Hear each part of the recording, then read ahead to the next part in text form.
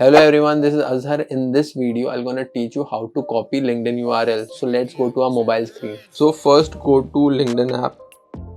Then after that click on your profile picture. Then click on view profile.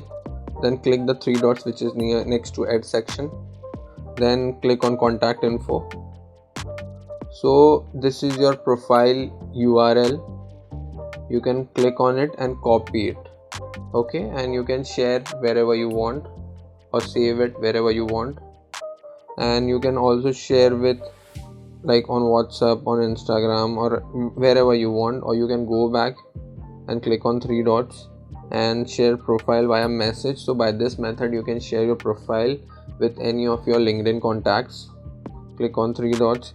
You can also share profile via any apps or via email.